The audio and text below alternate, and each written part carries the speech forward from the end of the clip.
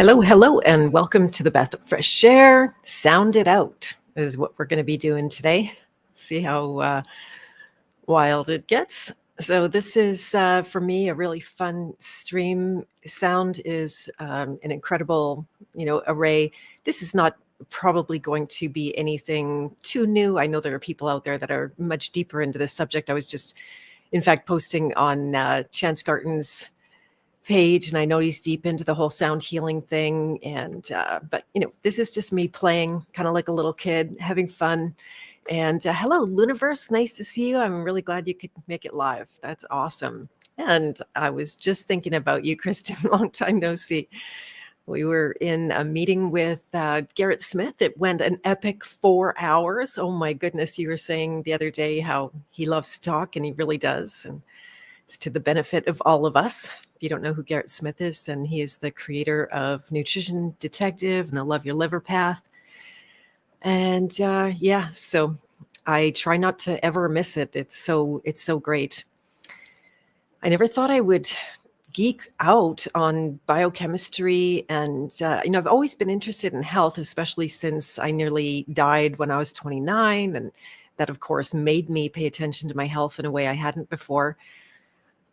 When I recovered from that, I felt like, oh yeah, I'm out of the woods now and I'm good, I'm healthy, I'm good. And that's how 29-year-olds think. So this is one of the principles I've taken away from that whole thing, is that I will never take health advice from a young person again. They don't know shit. And it's lucky in a way I went through that so early to teach me the lessons earlier rather than get down the line and have accumulated even greater toxicity. Cancer is considered very advanced toxicity already. So not a good sign that a 29-year-old would go down that way. We have some serious strikes against us. And I know you've heard me say it before, but I honestly am very affirmed and cannot recommend Nutrition Detective enough. If you've maybe got to the end of the line, you tried a bunch of stuff, it all works for a short time and then it doesn't work. And that's where I was at. Everything had a certain effect, and then I would need more and more of something in order for it to work.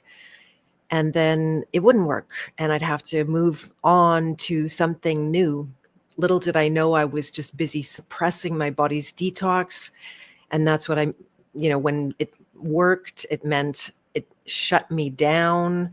So this has been such a huge paradigm change. It feels like it's been a really long time. I was counting the months yesterday. I think it's 17 months or so, going on a year and a half in this track. And man, it's just been absolutely life-changing.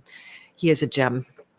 You've been listening to Garrett Luniverse. Good for you. Fantastic info he offers, and you're learning lots of great stuff. That's amazing. Yeah, he gives away so much, pretty much everything in his live streams. The course is good because it's an organized platform, and you can search really easily, although you can search on YouTube too. So it's great for if people can't afford it, then they can still very much get the knowledge. And Eliza, don't kick yourself. No worries. I can't believe you stupidly waited so long to join LYL. That we come to it at the time we come to it. So yeah, don't be hard on yourself in any way.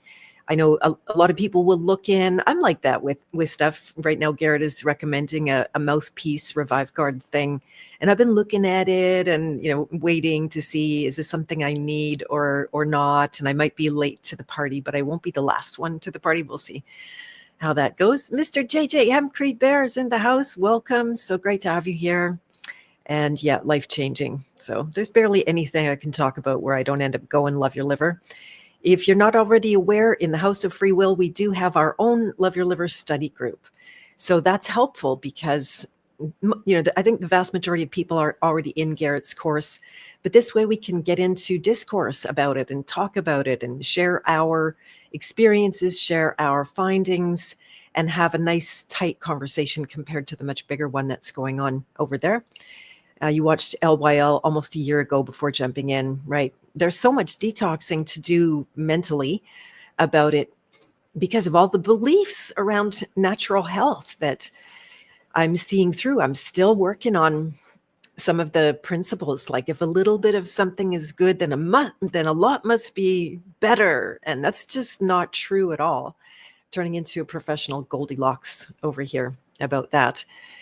I was actually thinking, for those of you that are in the House of Free Will, I think this coming Tuesday, we're going to do a dedicated LYL meeting, although we had a second subject. Micah Ellers, a filmmaker and a very knowledgeable person, came and did a snippet with me. Snippets are my private podcast in the House of Free Will. And we're talking about Gurdjieff's work, which is fascinating because I have never studied it, and yet it must have filtered into my consciousness, or it's just true. And we've come to similar conclusions, not to put myself on the level of Gurdjieff or anything like that. But so we also are going to be talking about that. So 2 topics for the next House of Free Will meeting, which takes place on Tuesday at 3 p.m. on Zoom. And if you are interested, I can grab you a link to apply to the House of Free Will. I asked for the applications so that we can make sure we are related enough and are likely to get along. Having said that, there's no homogeneity in the House of Free Will in terms of everybody believes certain things about this. Not all House of Free Will members are going into the LYL stuff. We've got some great law things going on, discovering the hidden to truthers history of law. I say that with a lot of cheekiness. I'm pretty cheeky, you can tell. That's been fantastic. We did a really amazing workshop with Alex Michael the other day.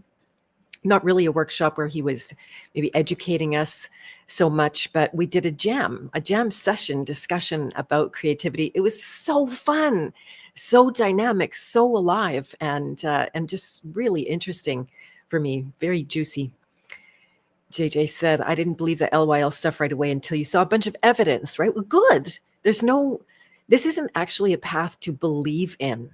That was my big rant from last week. Oh, did that feel good, you guys? I felt like $1 million after that. So thanks for contributing in that conversation. And go for the evidence. Look at the research. And then the main evidence is going to be inside yourself. Can you prove it in yourself? This is always my standard. If I can't prove it inside myself, then I can't relate. I don't want to just take on someone's belief system and go into a childlike trust. Now, trust is good, but that's only for the divine. That's what you trust. Trusting other people's belief is not the high road. So can you create evidence? You won't need a belief in that case. And fantastic, Luniverse. It's funny, I just said I was grabbing a link. Thank you for reminding me. My brain's got a lot better thanks to glutamates. Glutamates are fantastic. I love that. I love that stuff. My body is just, this is heaven. If you're not familiar with, you must be familiar with monosodium glutamate. There are other versions as well. So let me see, where did it go? All right, I did it. So this is a link to sign up for the House of Free Will. It's actually not a sign up link, it's an application link. Once I get your application, then we'll reach out to you, myself or my assistant, and send you the agreement. It's as little as $3 a month to be part of the House of Free Will. That helps me keep the lights on and helps my assistant to assist and keep that whole site running, which is really cool for me, because otherwise I would drown in it. I've actually been pretty quiet, speaking of sound, in social media and stuff like that. Why? I got my head down creating a very big project. It's so funny when inspiration comes through and it's alive and it's full of juice and it's so on purpose and everything. And then, the 60,000 little tasks that it's going to take to actually manifest the vision, not manifest, but, enact, embody, bring to life the vision always half escapes me. I half know it and then I half go into denial. So that's where I'm at, creating like a mofo, you could say. And that's actually such a happy place for me. My goodness, I'm a way happier person when I'm putting stuff out that I know might actually help people and is. It's been super fun. Yeah, I'd like to say a lot more about that. One thing I wanted to mention before I forget is that Scott and Leora Perry are coming on at the end of the show today, towards the last half hour. And they're going to be talking about their event. They're releasing an album today, a children's album.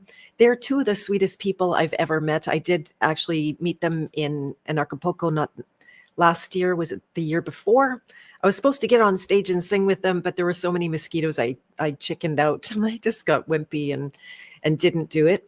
But today they're going to be coming on and talking about their album release, which I think is very nice. Hello, Miss Maya. Welcome.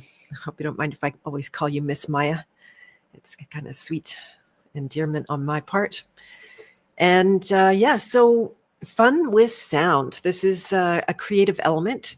Some people are super visual in their processing, in their, inner imagination, in how they I guess I already said processing. And I'm more auditory. I'm not exactly a visual person. I have at times pursued visual arts.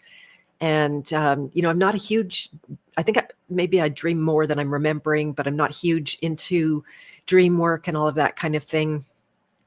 And, but sound is something that often comes through in a really stark way for me. Stark, no, but like strong way, I guess is what I was saying. So that's what interested me in doing the stream today. Hello, Miss Michelle. Nice to see you. And I appreciate your message. Remember to subscribe, like, and share the show. I continue to just not try to get depressed about the stupid shadow banning. It's like I have to catch myself every time, I posted about this interview yesterday on Facebook, and I came back, 3 hours later and not a single like on it, or maybe one like or something. And I'm just like, right away got to get a little bitter feeling and like, oh, they don't care and stuff. And then on Instagram, I post a picture of a bush and it gets a bunch of likes, but they just don't, it seems like they don't care about this, or it's more suppressed. That is a possibility that, because I'm sharing a link to a stream, that it gets more suppressed or something like that. I know it's a bad conclusion. I even, as a business coach, will give people the advice, like, don't conclude that they don't care. It might be that they're just not seeing, or they don't care. And then that's just mine to deal with. But you guys are here and I appreciate that very much. And yes, Miss Mara, nice to see you. Winsome Kind, you've been listening to their new album. Fantastic. Oh, that would be amazing for your kids. Yeah, super good. I do have one young one in my life, so I might get it for them. And Maya likes it when I call her Miss Maya. Good. I'm so glad. Yeah, so I am welcoming any input that you guys have. And one of the things that I did for this course that I'm busy creating as we speak and running at the same time, it's called Flying the Plane and Building It at the Same Time. I kind of recommend that because it brings a creation to life like nothing else. When it's already happening, when there's living, breathing people reflecting and getting that stuff, and I'm able to hold them in mind while I'm creating, makes it way more powerful, way more connective. It is one of the principles that I'm teaching through the course, that if you don't know who you're creating for, then it becomes nearly impossible and not fun, because then you're trying possibly to be something to everyone. You're trying to keep your, not pigeonhole yourself in any kind of direction. I'm always a fan of pigeonholing yourself in a direction, because that's what beacons out, right? That's in other words, signal I've been using more often these days. It signals out, not to like, hey, I'm so great, you need to pay attention to me.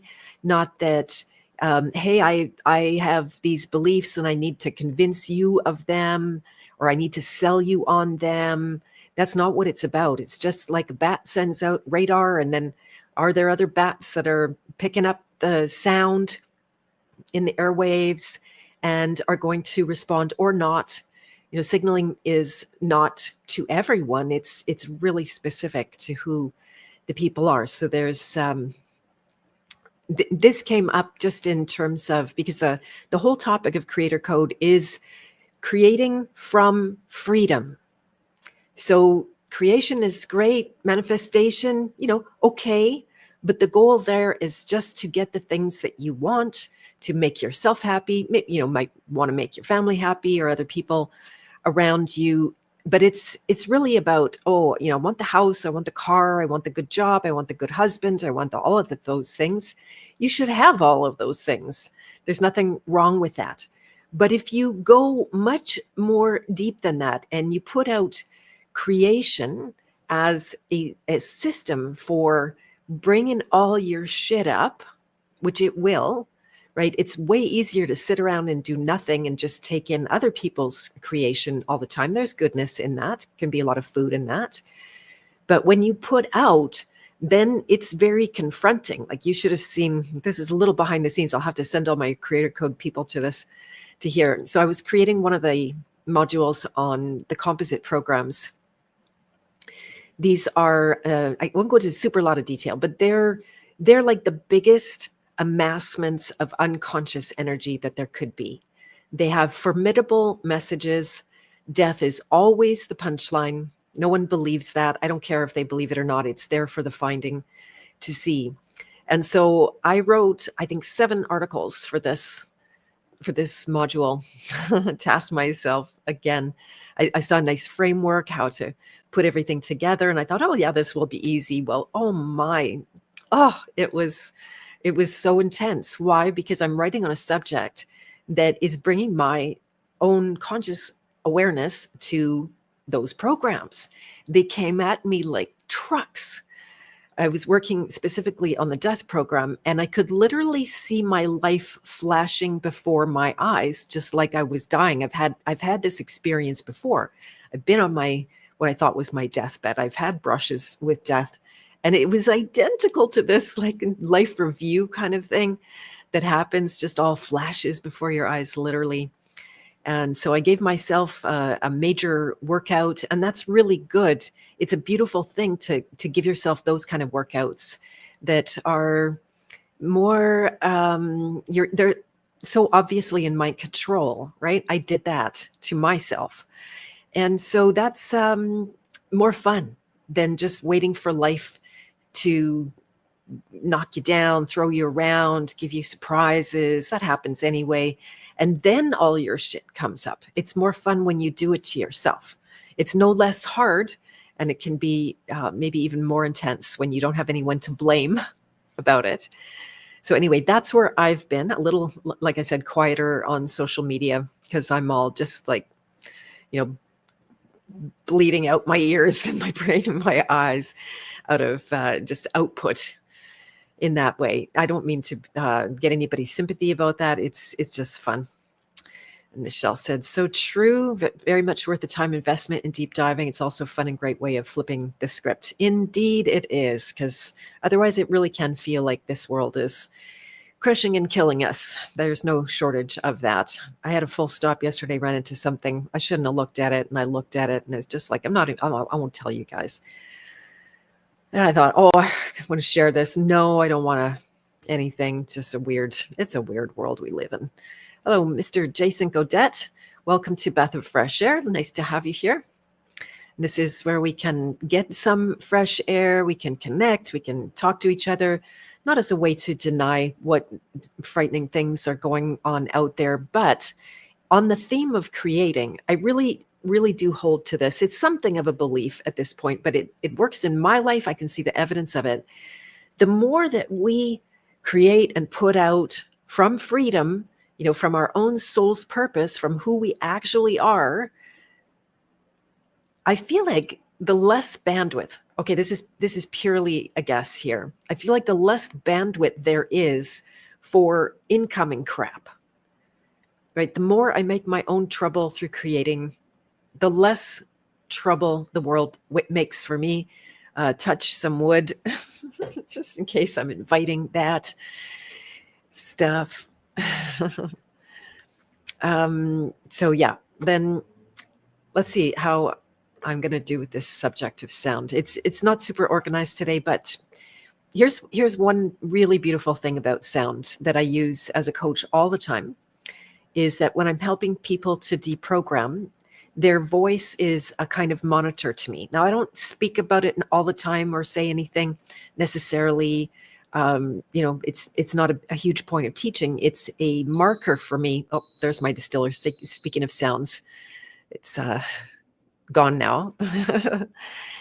um, so when they go through a release process, you can automatically tell if they actually let something go because their voice changes. The tone of their voice actually changes. Now, it's subtle, and I don't know why I'm particularly wired to hear that, but I often say when I'm training students to coach, I'll ask them, "Could you hear the change in their voice?" And they agree they can hear that as well. So it's hearable. It's there. It's not a make believe kind of a situation. And that to me is remarkable, right? That you can see the instant change. And then sometimes I'll ask someone, could you let that go? And they're like, yes, or I think so. And I don't hear that change. And then it can indicate like, okay, something might be a little bit on the stuck side. Anyway, that's just geeking out. And interesting, Michelle, you can see it as right. If you're looking at them on video, and their face may change, their eyes may change. You can even do this in the mirror and watch yourself see how things change. It's very, very interesting. I'm going to be all over the map, you guys, so bear with me. But it's very interesting. A mirror is super interesting, because I remember when I was sick with cancer, going through chemotherapy, I could have not been a more awful shade of gray, like just gray. Yuck. I know that. And I saw the odd picture of myself. But when I looked, and I had no hair, I'd lost all my hair, I was bald as a mofo. And I didn't look good at all. But when I looked in the mirror, I would go, oh, I look okay. That don't look so bad. So I'm obviously filtering what I'm seeing out of some kind of wishful thinking or something like that. I remember my sister said it when she was pregnant with her first, and she gained like gobs of weight. Just it was really bad. And she also had the perception that she was just pregnant, and didn't have a weight problem, and was devastated when she saw a picture of herself. So there's something interesting that when we look at ourselves, we are there's some kind of filter going there. Is there less filter on the sound? I don't think so. It's all coming through your senses and your programming. So anyway, that's a bit of an aside. You have great conversations with the lady in the mirror. That's nice. Very good. I created an exercise for my students this week called a meeting with the mirror. And this is so fun because it is an opportunity to learn something about yourself. Everyone could actually try this. There's no reason you couldn't do it. I might ask you to be a House of Free Will member to give you all these questions. That might be a little bit of a gatekeeper, but to interview someone about themselves, about who they are, what's important to them, where they're getting stuck in their life, what they value, what they're trying for. And they're questions that people aren't used to being asked. Even when you know somebody really well, you're gonna learn things about them. You might have lived with them your whole life, and you'll realize you didn't even know what their top values are for some reason. Maybe you could guess, maybe you can't. I remember asking my mom questions on her deathbed, and I learned things about her. I was so glad that I had asked. I got her to do my archetype quiz when she was not too far from dying, and that was a real shocker, like completely a shocker. So this is very valuable. And then the second part is to ask them questions about you. What specifically, what do they think your strengths are? What do they think that you don't know about yourself? Maybe by way of potential or something like that.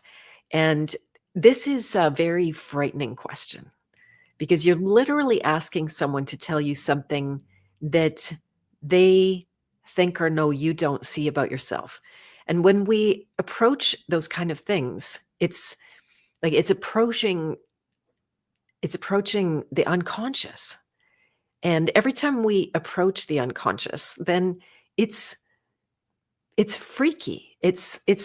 Like we don't want the unknown. We only want what's known. And that's why the unconscious stays exactly as it is.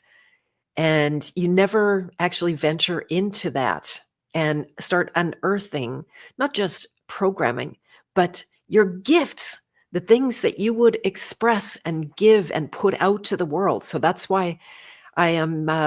I've made this exercise for my students. I think everybody should do it. And because I know it can be frightening, I've done it many, many, many times over my the course of my life. Not my whole life, but more, say, like in the last 15 years or so. And so I thought, okay, well, I'm going to do this too. I'm going to actually do it with my students so that I'm not just asking them to go and do something scary while I rest on my laurels of having done it before. And I put it out that oh, you had your first mirror exercise today, Maya? Good for you. That's amazing. Right on. I can't wait to hear about them. I have to create some kind of special something to hear them all. And feel free to tell us how it went, by the way.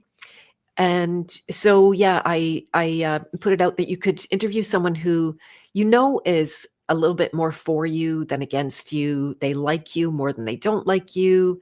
They are more encouraging than they are discouraging. That will make it easier. And I said you could also be super brave and choose someone that is more like could be frenemy.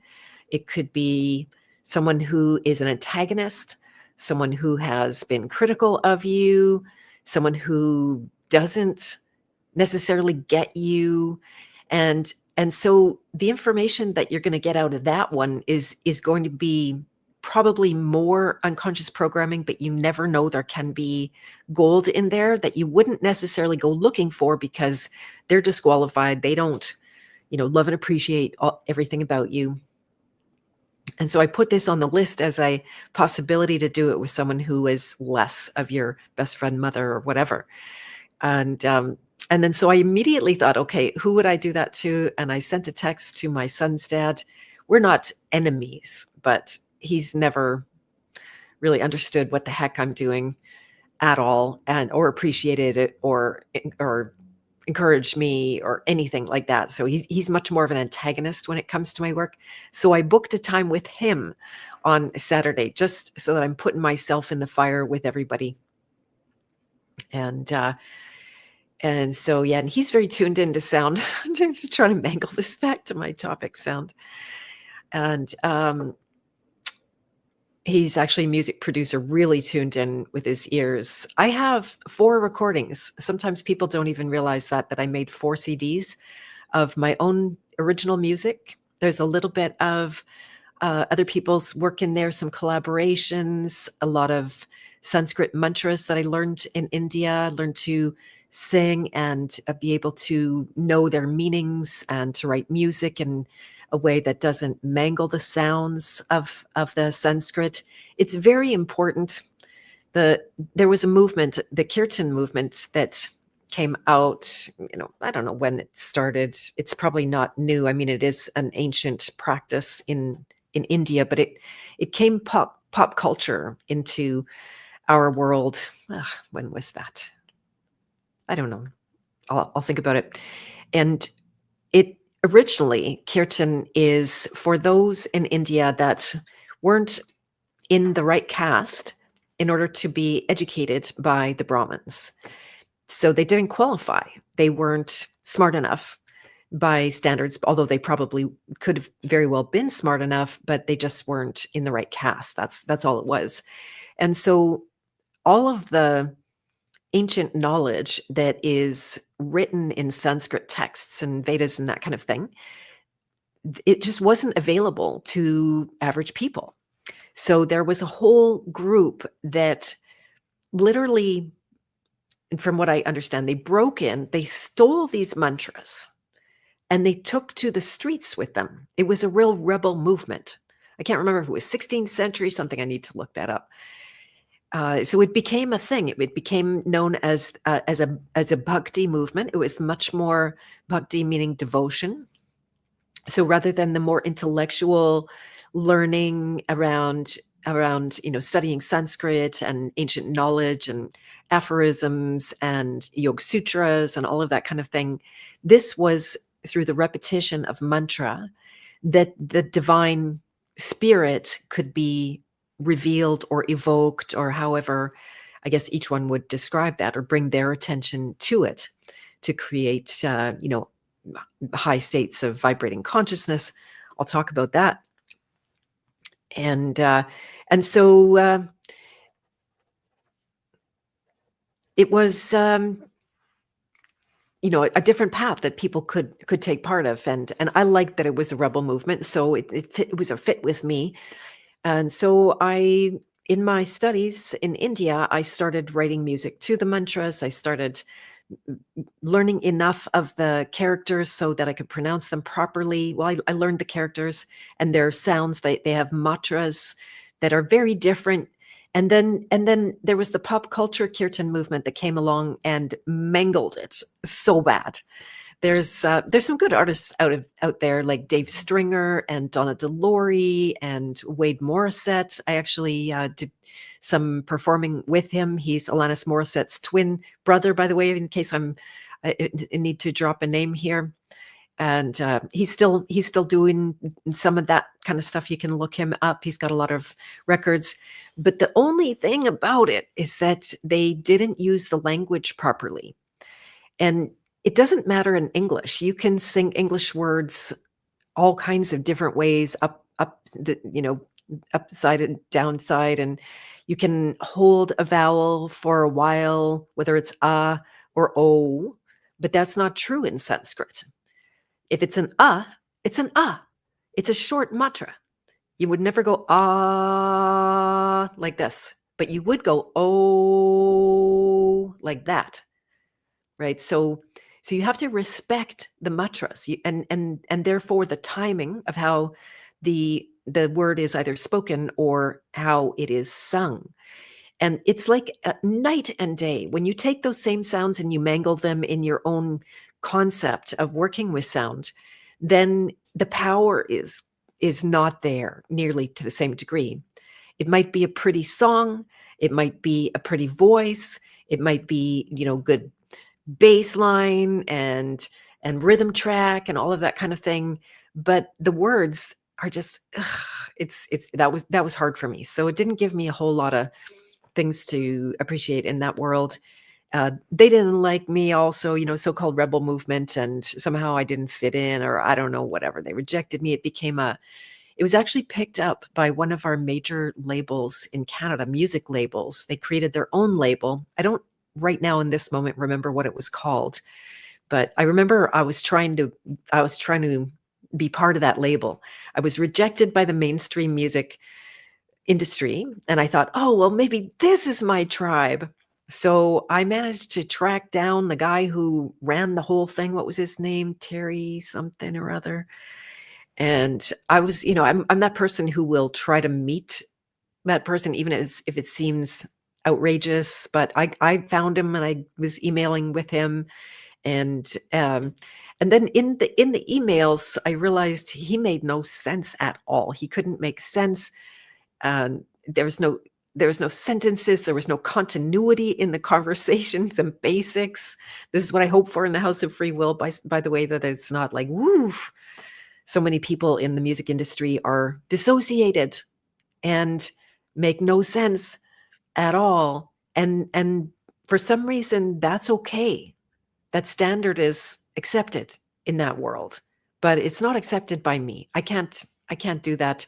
And then so I just let it go and let myself not try to break into the kirtan scene, the kirtan movement. I remember meeting Brenda McMorrow, who became a real rock star in that kirtan scene, and she's at a lot of different festivals, and she gets all the gigs, all the paid work and everything like that.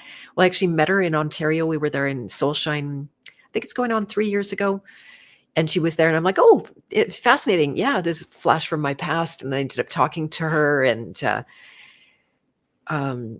and she, like, I don't mean to, but there was just such disconnect and kind of snobbery there. There was another guy that I was supposed to sing with him on the stage, but he managed to squeeze me out for one reason or another. It's like, who cares, right? Let it go. And I'm missing some chats here. 10th man here shouted out, says great people here. Nice. Let's see. And Nika says you like the idea of gathering both the masculine and feminine mirror feedback, right? From a man and a woman could be very, very different. Yes, exactly. That's a great way to go. And you also said there was a scene in the movie Frequency where the child was given a note from the piano and the teacher taught the child how could music be formed around that note.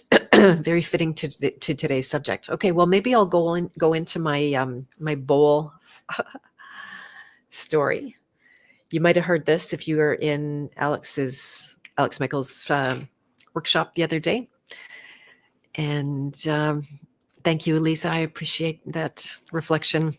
She says, I'm brave for going after all of these challenges. Yeah, it's giving myself a workout. And because how can I ask other people to work out without giving myself one? Then that's a disconnect. Then I lose my empathy with them. And then I'm not really creating for them. I'm creating something else for something else. So yeah, just back to this one note thing. I can be a one note wonder where I literally hear one note, one tone from my environment in some way. It could be from a piano, an actual instrument. That happens too. But it could be something random in my world. And we have worlds full of everything that makes sound. You got a blow dryer, you got an electric toothbrush, you got a fan in the bathroom. Maybe you have a distiller like I do. You got bowls. Everything ends up making a sound, right? Like you just, glass sounds like this.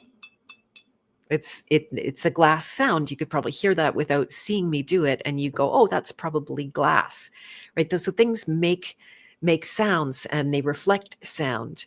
And there's some really good parallel between sound and emotions, by the way, both on a scale, both going infinitely up and infinitely down, and all on the range of frequency and that kind of thing. But anyway, so I had a bunch of bananas I needed to chop up and put in the freezer. They were going to die because I'm a banana-holic and I get way too many now. I used to get not enough. Now I get too many. And so I picked a metal bowl, which was fascinating. I could have picked a different kind of bowl, but I picked a metal one. And I was walking over to where I had the knife and the bananas set up, and the bowl hit the clasp, or the little, I don't know, there's a name for these things, on my sweats. And it went bong, like this, bong. And I'm like, ooh, tone. That's a neat tone. And because it's a metal bowl, the sound obviously reverberates through the bowl, and it's got a number of tones in it. Primarily one sound is often obvious on the surface, but when I kept doing it, I realized there was many sounds in there, many, probably different reverberating sounds and tones. And then I started singing. I started singing to this tone. The video would have been absolutely like stupid looking because I'm literally banging myself with a bowl, and I got a whole something out of it, mostly joy. I was debating on whether to play it for you guys or not, but I played it before, and it probably will just end up really yuck through the mic this way. And the bowl was kind of loud. If I had a mixer, I would have turned the bowl down in the recording.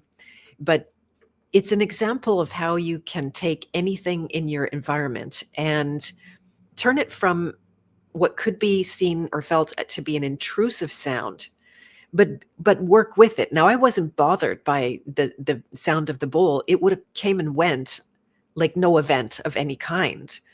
But because I'm in this realm of exploring, the depths of creativity from a place of freedom and how to use the creativity itself to gain your freedom and the other way around, then it became an exciting exercise and something that brought a lot more joy to cutting bananas than it would have otherwise. So that was fun. And let's see. Michelle said, I remember talking into a running fan and giggling because the distorted sounds it makes. Nice. That's another way I've been doing sound these days is with the vibration plate. So I get on that vibration plate and it's like having a built-in massage therapist. Oh my goodness. I'm so happy with this thing. It's just mechanical and whatever, but it makes a sound. And then when it's vibrating your body, if you make sound, now that sound on the vibration plate, it's not really that attractive to sing to. I'm not finding a lot of tones in it. And because it's a little bit more mechanical. And but when I tone, when I'm vibrating, it's fascinating. It will actually change the tone of it will change the note of the that I'm singing as it moves through my body in different ways. So that's fascinating. If you ever have a chance to use a vibration plate and tone at the same time, it's fascinating how it travels the body as if it's, looking for something or bouncing off things or doing some work or something. I don't exactly know. It's just fun. It's joyful. So that's really cool. Yeah. And then Annie T, welcome. Nice to have you here. She says, I can sometimes recognize a person by their breath with no tone. You can still hear them. That's fascinating, right? That the breath itself can carry the tone at a very subtle level because you're in the realm of ether. That's where the sound exists. Also with the breath, the breath is part air, but part ether. And, you can actually recognize. It's like, have you ever been on the phone and you can hear someone smiling? Like you can't see that, but you can hear it. So what the heck is that? That's very subtle transmission of information. Michelle said she used to pat her baby's backs in various rhythms just to change their crying into a bit of a musical beat. Is a way to keep your sanity. I know, right? I think I did that too. And I don't think it worked on my son, but it worked on me. Sometimes I would sing to save my life when I had my young baby. Yeah, I would sing and I would sing and I would just keep singing and sing some more. And, not surprising, I, in a way, kind of turned my son off of it. But I noticed it's because my attention goes so deep into sound and tone that I think he would notice I wasn't really with him anymore. I was with that sound. So that's, had to kind of, even it out and bring it back. I did play a lot of my own CD music to put him to sleep, to put me to sleep. He gave me a very high compliment when he was starting to learn guitar, maybe around 14 or something. And he said that he liked my songs. And that was something that I never thought I would hear from him because he didn't like when he was a baby. And I couldn't play guitar for sure. Singing only. Couldn't have my hands holding anything but him. He got past it in a really beautiful way. So, yeah, looking for resonance. Look at that. That's nice. That's a nice way to phrase it, Annie. Literally looking for resonance. Yeah, yeah. And I don't want to project necessarily that sound has a life of its own. And yet it might, when it comes to sound and light and those very subtle elements. I don't know. Is there any consciousness with volition inside of them? It would be sheerly belief. I don't know. Humming is very, very beautiful, Lunarverse. Yes, very healing. One of the advantages of humming that I've been working with a little bit lately, actually, this is back to the vibration plate where I've been using this, is that this goes back to some LYL principles. Actually, it's not LYL. It's something I got through LYL, but that we tend to have weak, lazy tongues. Floppy tongues is one way to say it. And that the tongue hangs in the bottom of the mouth and doesn't stay on the roof of the mouth lightly suctioned to it. So I've been training myself for the past, I don't know if it's been 2 months or 3 months since Garrett had Rhonda Holman on his live stream. That was really informative. And so since then, I've been practicing keeping my tongue on the roof of my mouth. It is much healthier for you. It supports your skull. It makes your airway passages much more clear.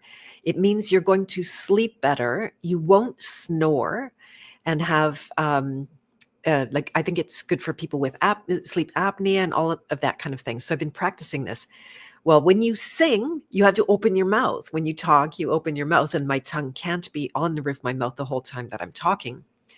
But you can do it while you're humming. And so it's the best of both worlds where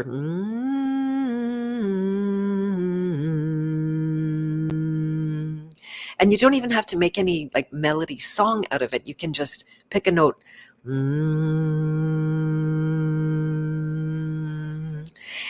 And do an experiment where you let your tongue go. I would let my tongue go hollow. The tip of my tongue might be on the roof of my mouth, but not the whole tongue suctioned.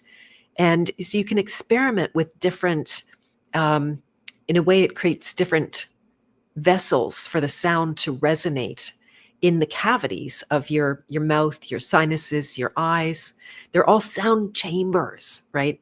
Really, really beautiful. And if they're all backed up and you got a lot of congestion and a lot of snot in there, then there's limited resonance is going to happen. So it's a good, anyway, this is a little pitch. I think I'd like to have Rhonda Holman on for a King Hero interview and just bleed her for all her information, because it's been helpful.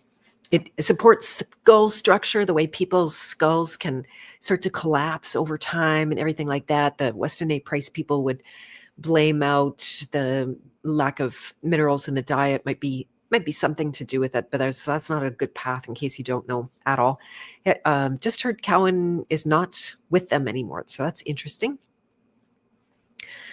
And I think he was one of the founders of that. I won't go deep into that. But yeah, humming is super, super beautiful, very, very calming. It's a nice focus for you. Now, I'll just be picky and say, like, is humming healing? I have a different take on this, that what humming could do, like many, oh, interesting, Emil said it stimulates the vagus nerve, meaning I'm going to take not a total guess here, but correct me if I'm wrong, Emil, but the vagus nerve enables relaxation, right? That you can go into a parasympathetic state. You can gain access to much greater levels of imagination and creativity from a relaxed place. All of that kind of thing is very, very good. So yes, humming can ultimately relax you. Is it healing? This is where I'll just be a stickler and put it out here that relaxation is where healing can happen from. It's a necessary thing that if you can't relax, you won't heal. I had somebody have to remind me of that after all my training when I was in a really bad way going on 3 years ago, and I didn't stop through the whole thing because I wasn't so bad, and it unfortunately, went incrementally down like things often do. But I kept up with my classes, I kept up with my courses, I kept up with coaching, I kept up with my live streams and everything like that. And she's like, Beth, this isn't going to go well. Because why? You're always in an active state. It's always the sympathetic nervous system, and you're not giving your body the signal that healing could happen. So yes, relaxation, a very important part. Humming would induce that. But the actual healing is different, because that relaxation, it changes your frequency. It changes your, the level that you're vibrating at. That's good. Again, that is a way to prepare yourself for the deep inner healing work. But that is a different thing. So that's just changing the frequency. That's good. You can do that very quickly. I teach lots of ways to do that. It could be through sound. It could be through um, scaling on the emotions and spiraling and all kinds of things like that. So anyway, that's my big subject. I always feel like I need to get on my soapbox and say that. You Luniverse, listen to that podcast with Rhonda Holman. You just started keeping your tongue on the roof of your mouth and watched a presentation by Dr. Mike Mew last night. Nice. Yeah, that's related to that work. Exactly. Yeah, it's a pain. I'll just tell you, it's a pain in the neck at the beginning. You will feel obsessed with your tongue. But after a little while, it becomes more like a habit, and you will just more naturally have your tongue on the roof of your mouth as a matter of, and it becomes more comfortable. Like I actually feel like my skull is supported that way. And again, it's a suction. You don't always have to be lifting your tongue. There's a certain amount of suction that just holds it there. So yeah, it's a good one to look into. Absolutely. You're looking into correcting jaw structure and poisoning. Yeah, very interesting. We're probably all having a lot of bone issues and structure issues. I go to see an osteopath. Now, sound and bone is very interesting because bone is crystalline in its nature, and sound interacts with crystals in a beautiful way.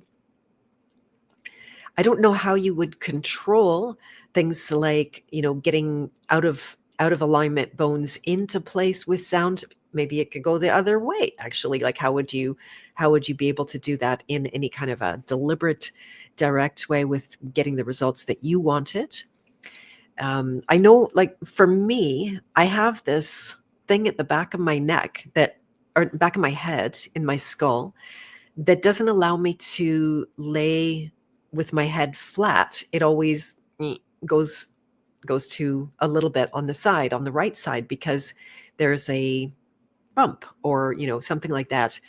And I did blame my parents because I think they left me on my back too much, and then that ended up giving me a misshapen skull, and it just did. So I'll blame them. It might not be them. It could have been nutritional, but I'm back to blaming them.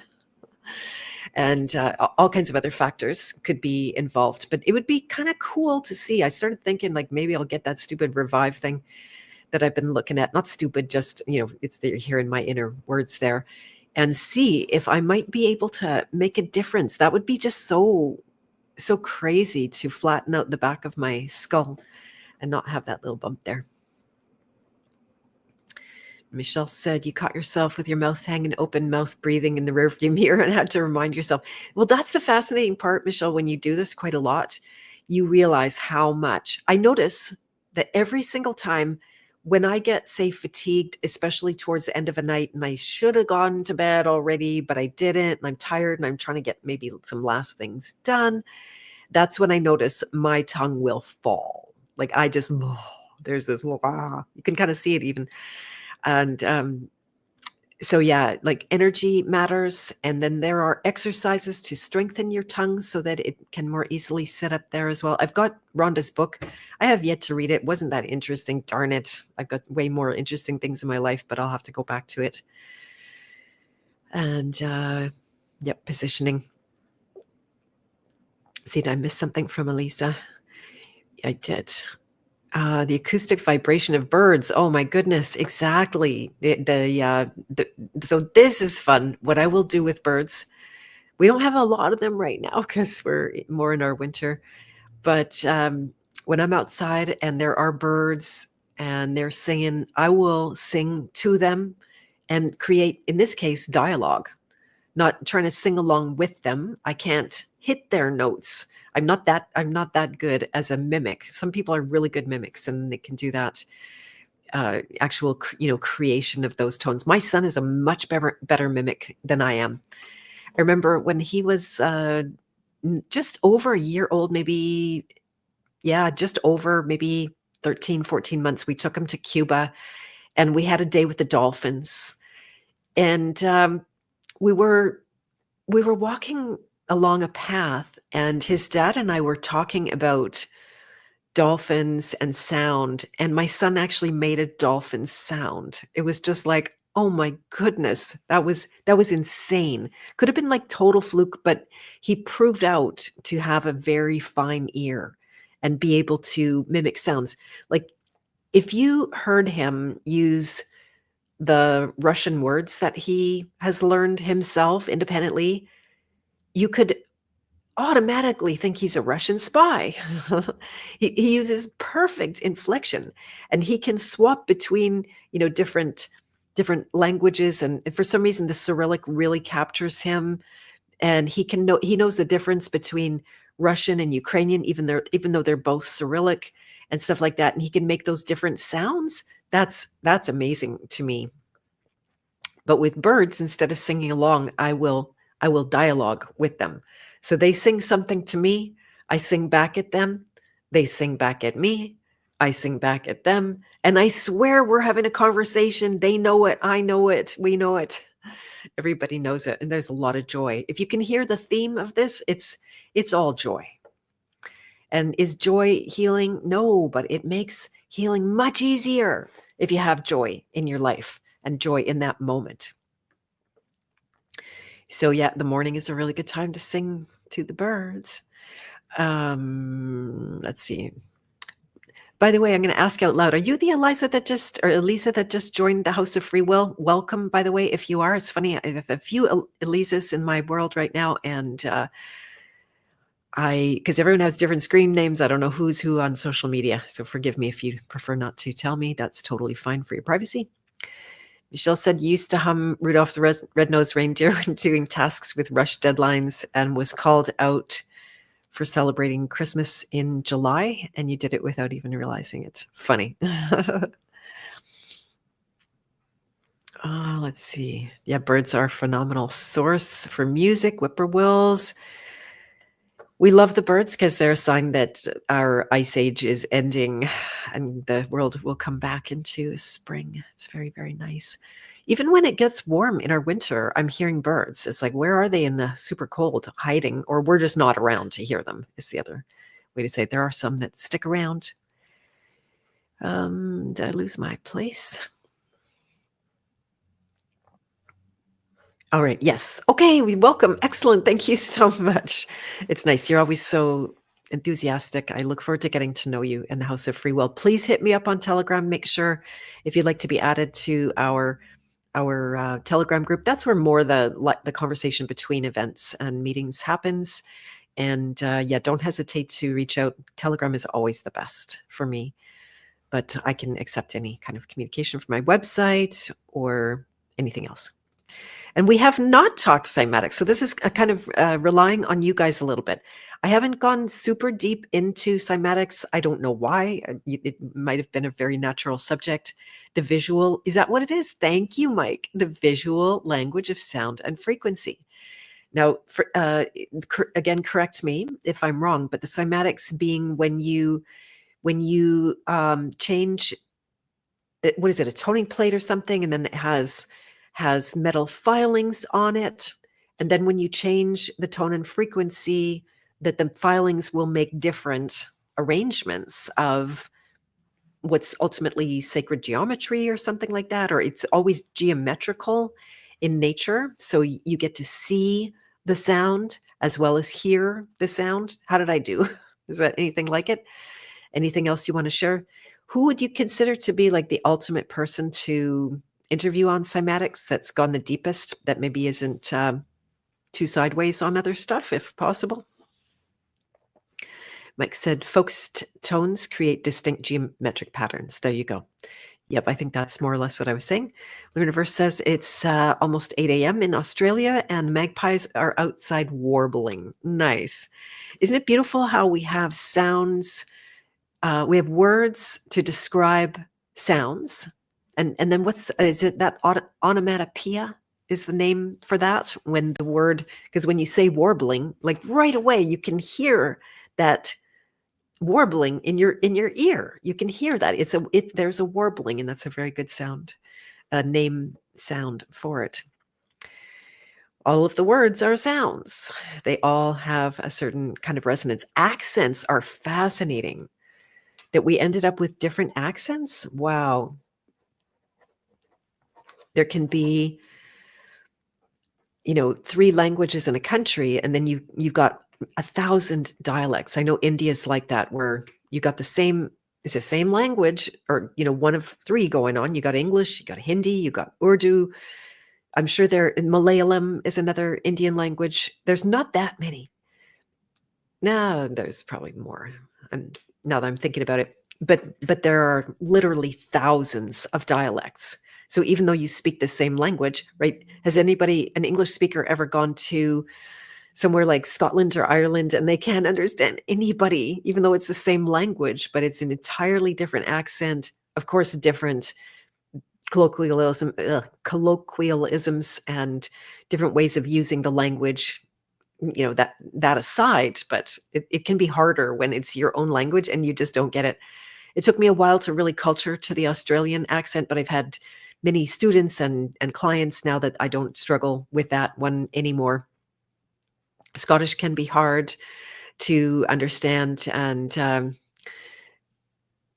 Indian is interesting. That's very common in my world now. I hear that sound a lot. I'm sure you guys do too, if you're in the worlds where they've immigrated a lot. Quietly Content Bear said, conspiracy music guru references someone making cymatics on bubbles with color-changing LEDs. Okay, interesting.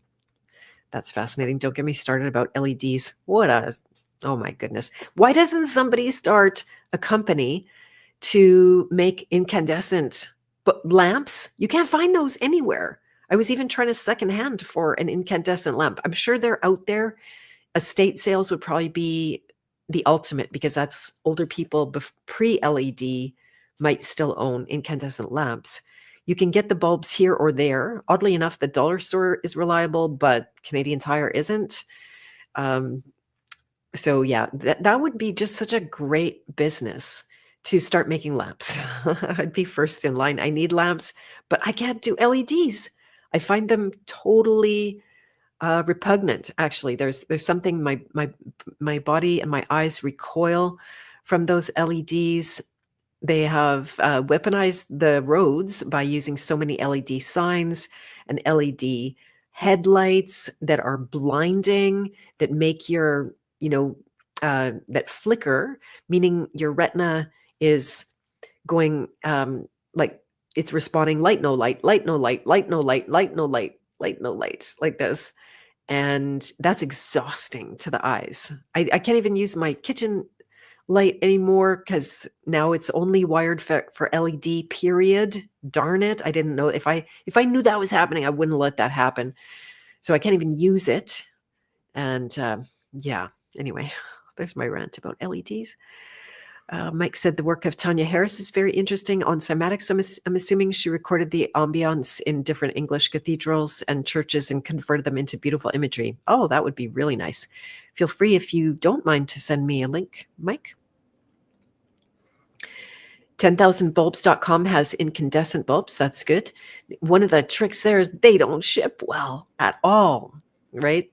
That you can order bulbs online, sure, but they might half show up not working. I've done that. Like got a shipment of bulbs, and then a lot of them broke because they're just so stupidly built. Right? Wasn't there a permanent light bulb at the very bit? Now we've gone to light from sound. We'll come back to sound, but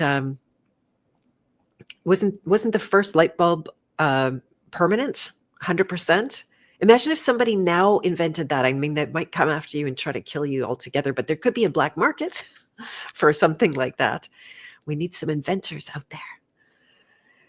Luniverse said you have some salt lamps which use incandescent globes instead. Otherwise, you can't get them in here. So this is interesting. I did learn about the salt lamps. I don't want to break your heart or anything like that, but the ions that they put out are not healthy.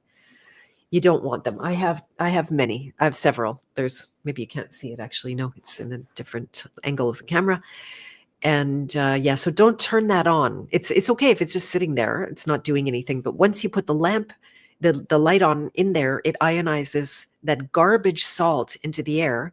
The salt lamps are red because of rust. You don't want that in the air that you're breathing. So sadly, I used those a lot of years and it was not good for my health. And I know I hate driving at night now.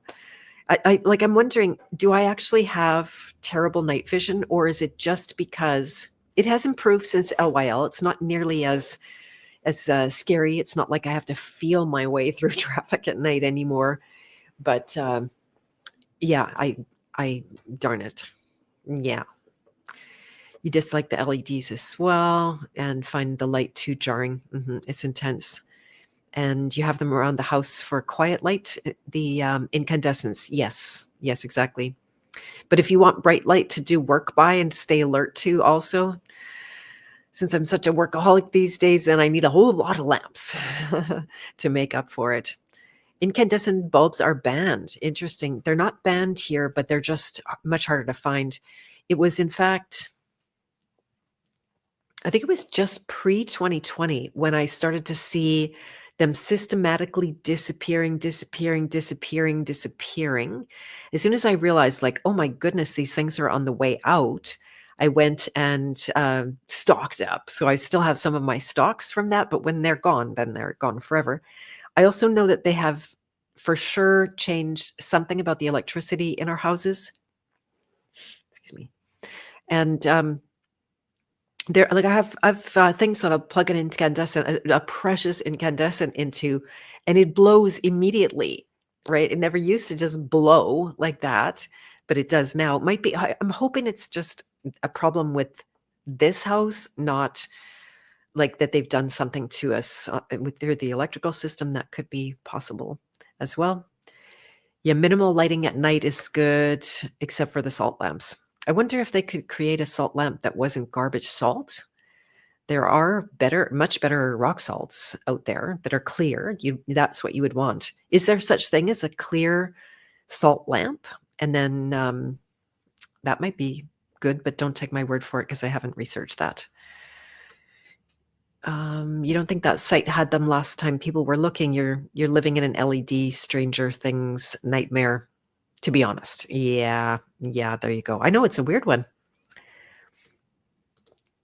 Universe says you will have to find another use for the little incandescent globes and make other types of lamps with them. That's what I was thinking too, right? Because yeah, they do have a incandescent socket. It's for the little bulbs, not a regular light bulb. But yeah, I had the exact same thought. Like, could I invent my own kind of lamp without setting fire to everything? I don't know if I could. That's why I need some help. So put the word out. We need some lamp makers or a lamp making workshop or something like that in the House of Free Will would be nice.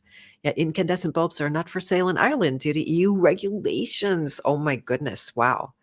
Aimed at improving energy efficiency and reducing carbon emission. Crap, my God. That's terrible, Maya. At least we still have something of a choice here. You splurged and got the healthy home bulbs and really like them so far. So far, nice.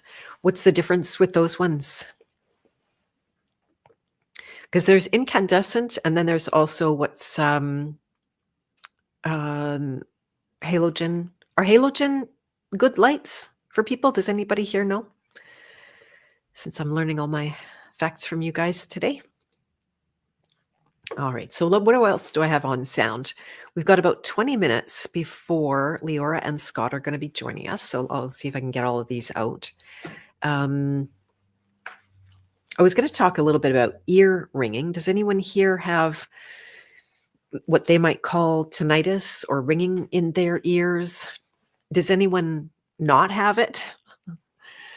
I know that when I started LYL diet, it definitely reduced. I had a lot more ear ringing before, but it hasn't gone away. My theory is that it's copper in my brain and that I'm literally hearing, and I can see that copper in my brain too, that when I close my eyes in my worst times of insomnia that I'm pretty sure was all copper related, I would see light behind closed eyes in a blacked out room. And so the sound in the ears, it's really hard to compare. There's nowhere to compare because it's entirely subjective. No one could ever observe the tones in my ears and compare it to someone else's. So that would be a really hard one. Annie D says she has typewriter tinnitus lately. sounds exactly like Morse code. Oh, interesting. Wow, that is fascinating. Luniverse said yes, she also has ringing in her ears. Now I'm very aware of it. Having talked about it, usually I'm not aware of it until I go and be quiet. And then it's like, oh, yeah, right there. I did try to sing along to the tones in my ears, and I was not successful because they're so freaking high pitched. It's hard to find a true note in it. And then so yeah, I was really gonna sing along and I couldn't do it.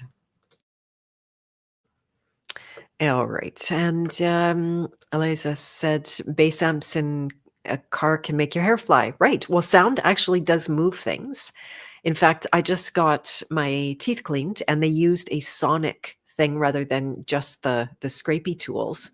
And it's intense. Like you wouldn't want to tangle with that little instrument. It's not like because it's sound somehow it's not, or was this water? Maybe a combination of sound and water. I might be confounding the two things, but yeah, sound is no slouch.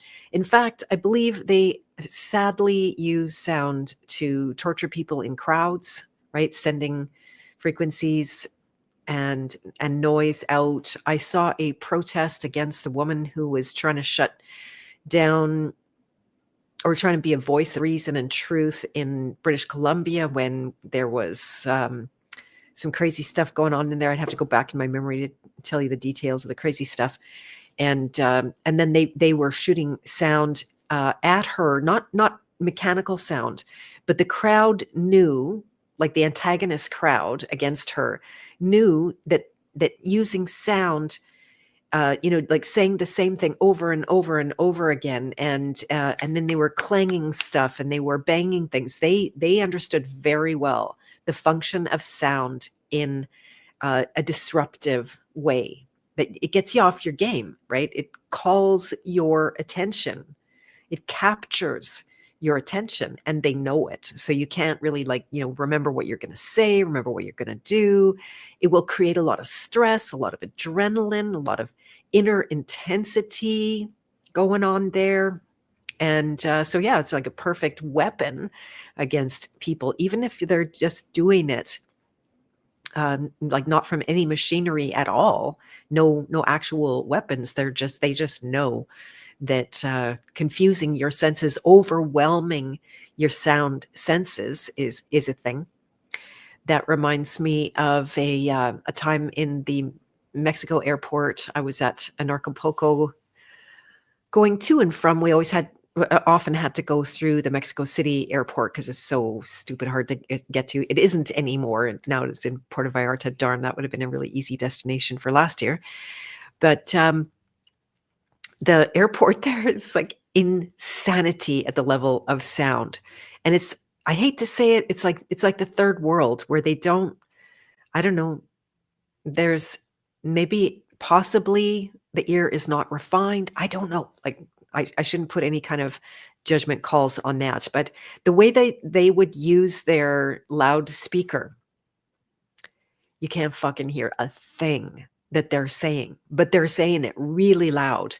And the sound quality is so low, it's full of all kinds of, not distortion, but like, what would you call it when it goes off the levels and it goes out of, it gets really annoying. What is that? I should know this stuff. Anyway, it was crazy. And because that loudspeaker was so loud, the agents would actually have to go into the crowd and physically yell instructions to hear them. And then you add in that it's all in Spanish. And that was a workout for me. I definitely had to, find a happy place inside myself and there wasn't anything you could really harmonize with because it's like intermittent on off and it's all these voices, nothing to actually harmonize with in the process. But where there are sounds, so I promised to talk about leaf blowers just because it was there in my message. Where there are sounds that are more continuous and you can hear tone inside them, this is something that you can work with. And to me, this has always been a game-changing lifesaver of a technique, is that where there's intrusive sound and it's causing stress, or I'm in a stressful environment where there's sound, or I'm just in a stressful environment, then I can use sound to discharge stress. And so if it's a leaf blower, who doesn't hate leaf blowers? The funny part is I just got my son one because he works in landscaping and stuff, and I was laughing because I really couldn't hate leaf blowers more. He won't be doing it that much around here, let's say. And but as long as you can find a tone in anything, then you can harmonize with it.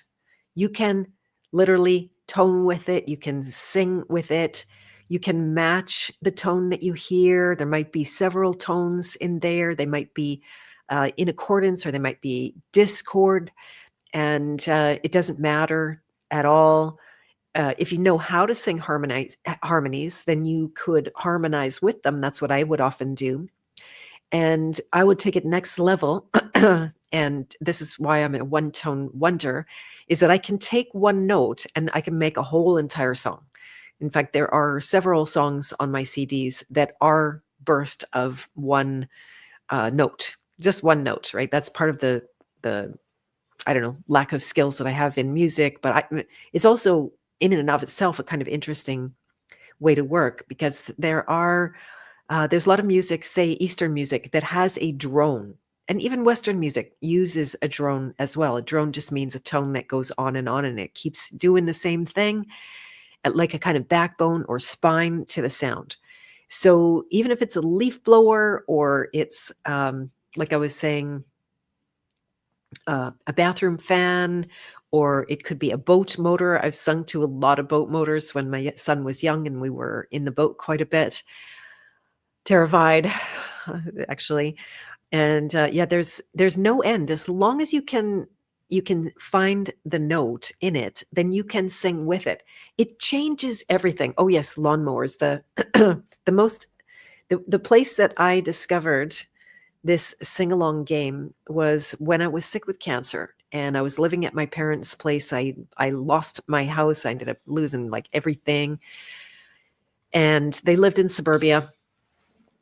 Well, what happens in suburbia is that when one neighbor goes out, they remember, oh, got to cut the grass. So the first lawnmower goes off. And that reminds the second neighbor, oh, got to cut the grass. So that lawnmower might be done, but the second neighbor is mowing the lawn, and then so on and so on and so on. And it becomes literally an entire day of nothing but lawnmowers, when it's like a beautiful summer day and it could have been quiet and lovely and nice for everybody, especially me. And then so I had this thing, like, I wonder if I could find tones in there. Well, I could, amazingly enough. So I found, like, there was one day when I did nothing but sing to every stupid lawnmower. I couldn't do anything. My body was completely useless, but I could still sing. And by the end of the day, all of the lawnmowers went quiet and it was over. And I'm like, oh, are they done? Too bad. I was having so much fun singing along to these things. So it's a super big game changer to harmonize with your environment. And there's nothing more literal than singing along to these things. So if you're lucky, there's a sound that might drive you crazy and that feels like an interference. It can be your fridge. I'll talk a little bit about the fridge. And it's a happiness maker. So yeah, lawnmower contagion theory. There you go. That's really well said, Elisa. And a terrain-based remedy. There you go. Love this chat with this. Thank you. Thank you so much for being here. I appreciate it. And let's see. I missed some chats up here. Maya was saying, I wonder if tinnitus was as big an issue like present times, meaning connected to EMFs. Well, this is the other side. Thank you. This is the other side of the tinnitus. That is it, because they're literally shooting frequencies. That's what it sounds like to me. I was listening to it last night, and it really does sound like all kinds of conflicting sounds in the airwaves. It does sound like that, but I can't prove it because only I'm hearing it. It can't be recorded by any kind of a device that I'm aware of, although that would be really interesting to see if it did exist. And yeah, so it could be a mix. It could be that interacting with the toxic copper in my brain also, right? It could be both. That's why I'm pretty excited to get maybe 2, 3 years down the line into this. I know I'm way less copper toxic than I used to be. Tons of signs of that. That's amazing to me. And so that change the tinnitus? I'm thinking it will. Universe, you said your tinnitus is very low level, only audible at night when it's quiet. Right. Yeah, it does. It's not unless I think about it, I'm not hearing it. And Eliza said, mic drop, you can spell, you swear. I missed what that was about. Darn it. Feel free to remind me, because I love mic drops. That might have been to someone in the chat. And you said also the microwave auditory effect, known as the Frey effect. Pulsed microwaves can cause acoustic sensations. The radiation is absorbed by head tissues, makes an auditory sound.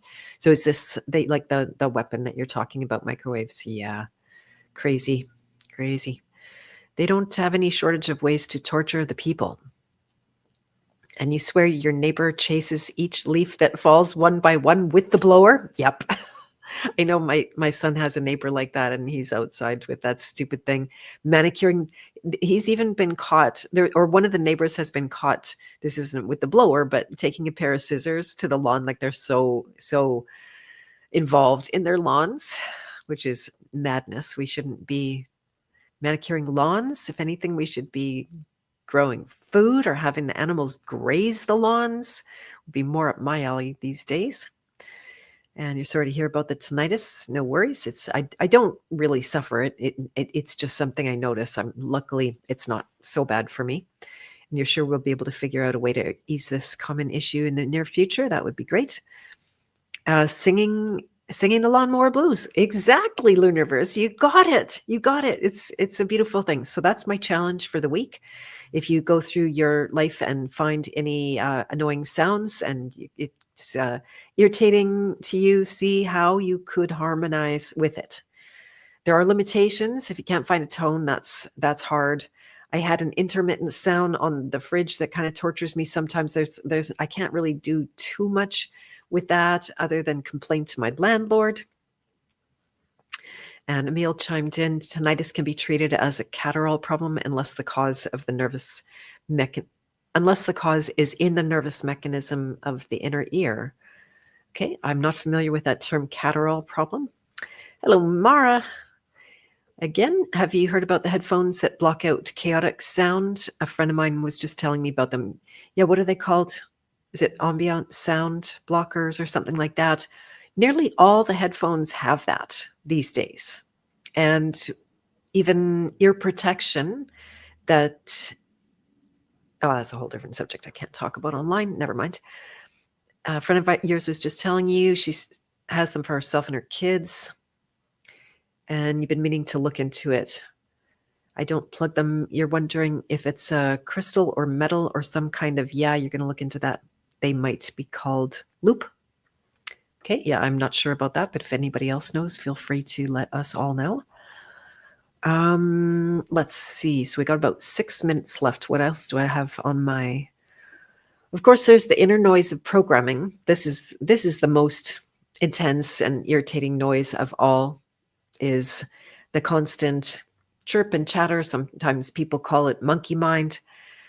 And the difficulty with the thinking, that it goes around in circles and does loops and gets stuck on certain subjects and tries to figure shit out and grinds and, tries to come up with solutions. And I always say there is nothing wrong with the mind, but when it sits on top of programs or it's driven by programs, then it becomes that annoying mind and the sense that, you can't stop thinking. And the harder you try to stop thinking, the more you think.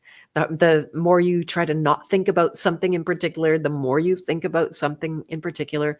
That's not actually just a sort of torture side effect of who we are. That is programming trying to get your attention. And with our lack of training that should happen not long after kindergarten, when kids are maybe around 10 years old, they could pick these skills up. Then, you don't have to just suffer with the mind. Neither do you have to kill the mind or think of the mind badly in any way. It's doing its exact job. It's trying to get your attention so you could pay attention to the programs.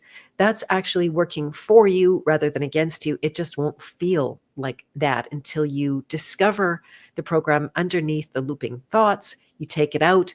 What is the instantaneous effect of releasing a program is the mind quiets like this. Or say when your mind is hurling, I started referring to it as a peanut gallery. There might be hurling some criticism at you, or say like, oh, you're never going to add up to anything, or there's something wrong with you, or all of those kind of lovely messages we have to contend with, especially when you're trying for something.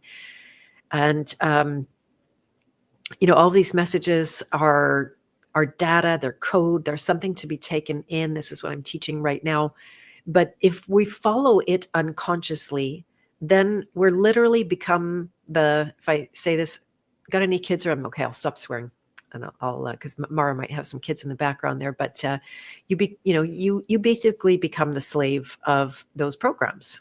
You don't know that you're being the slave of the programs. Why? They're hidden from consciousness. That's the nature of programming. As soon as you become aware of it, it's a different thing, and you can make a new choice and use your power of intelligence to actually make new sounds. And then you don't have to wrestle with the thinking. This is something that it's the easiest thing in the world. You find the program, you release it, and it goes quiet. Not forever. More thoughts will come up and more programs will come up, just like detox. Deeper layers are always going to present themselves until they don't. Oh, there you go. Lunarverse said noise canceling headphones is exactly it. Yeah, so my son has those kind of things. I don't know how they work. It's really neat because there's something or other. I know that our technologies have it when Zoom records. It doesn't pick up all kinds of ambient sound. I don't know how good StreamYard is. I think you guys still hear sirens pretty good around here. The sirens seem to bust through everything. And we're starting to come to about 2 minutes when we plan to have Mr. Scott and Leora Perry here from Winsome Kind. I see they have entered into the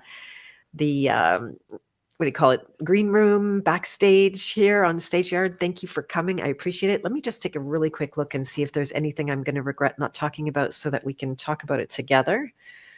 So I'm just going to star a few things and we're good to go. All right, everybody. If you have not met Scott and Leora Perry, here they are now. Welcome. Hello. Hey, you guys. Magic. Yeah, exactly. Pretty beautiful magic. So how's it going? You're getting ready for your big watch party coming up now? Yeah, it's going to be, this listening party for our new album, our new Keep Song album that we just released on Tuesday. We're really excited. We've never tried this before, so it's kind of a new thing for us to do this listening party. Yeah, it's not watch party, really. It's just to listen together. We've had some other friends that have done it before, and it's kind of a fun way, like, it'll open up here in a few minutes on Bandcamp, and then it's just going to start playing the album at 4:00 sharp, and it'll just play the whole thing through. And there's like a little chat room, and people can ask questions. You can just kind of talk about, we can talk about the creative process and some of the stories behind the music. I mean, these Keep songs, we've been recording them for a few years now. Like, it's really been a project kind of in development for a while, and we're just so thrilled to have the first volume of them out in the world here. So. That's amazing. Yeah. So I was going to, before we forget, the first thing we should do is share out that link so people can go. I know it does take a sign up, although it literally was 10 seconds what it took me to. And I could have sworn I had the link here on my page. Do you have it handy right now to drop into our private chat? Yeah, I just have to figure out. I'm on my phone here. You're on your phone. Okay. I'm the sure I can find this link. StreamYard, I can grab it from the House of Free Will where you posted it as well. Okay. I do have it on my phone. Thank you. I would have to go out and come back in, but And not I a worry. very pregnant that my brain is completely incapacitated for these kind of things. So double congratulations on a new album and a new baby on the way. And that's amazing that you managed to keep everything so together, even when you're in that place. So yeah, it's like, it's such a wow time. Is this your fourth, Leora? This is our fourth baby coming out. Not yours alone. Yep. But, yep. Wow. Wow. That's amazing. My sister had 4 babies. They all, by the time she got pregnant the 4th time, I hate to say it, people weren't happy. They're like, uh-oh. They're going, oh, what have you done? And so I'm not infecting you with that at all. I know you guys are in a very different place. We haven't had that feedback so far. We haven't felt that either. Although we do live in, Southeast Saskatchewan, where lots of people have lots of babies still. So it's okay. And I mean, for us, usually people, we're often, it's funny. We lived in Vancouver for many years, and when we had our boys in Vancouver, we were sort of, at the time, we thought we were like the young parents, because people on the West Coast were having kids later. But since we moved to Saskatchewan, we feel like the old parents, because all that. Well, also, we've been at it for a decade. Yeah, we've been at it for a little longer. But it's we're so blessed, and we're so excited to welcome number 4. And only a few weeks to go here, and just down the home stretch. No kidding. Wow. That's so good to hear. Young people are having babies. Right. I think so too. Yeah, I don't know. There's all you see. Anytime you're healthy is a good time to have a baby. Totally. I don't know. I still feel youthful. Yeah, I'm same. I feel very young. Like, we're in our early 40s, but I don't feel 40. I feel. You just gave everybody our ages on the internet. You guys are babies. Yeah. That's so funny. Now I look at people in their 40s. Oh, they're still young. Oh, yeah. It's all relative. But so this is the link. So if you're in the chat, I believe it is in the notes below. If you're on YouTube, I'm pretty sure I posted it really, exclusively. I'm just not good at looking at too many things. My pleasure. Yeah. So you want to click that link, do a quick sign up on Bandcamp. It's a listening party, not a watch party, like I keep telling everybody. It's not a watch, and we're going to tune in with the sound and our ears. Scott was part of the workshop the other day. That was really fun to have your questions with Alex Michael. And so that's cool. It was so awesome to join in on that conversation, because as a fellow, musician and someone who's has a little home studio and has been recording for years and creating, it's always so fun to just, hear other people's creative process and, how they, especially with different frequencies. Well, exactly. Alex is all, into the solfeggio tunings and the different frequencies. And it's just I love his music. It inspired me in the last 5 years for sure.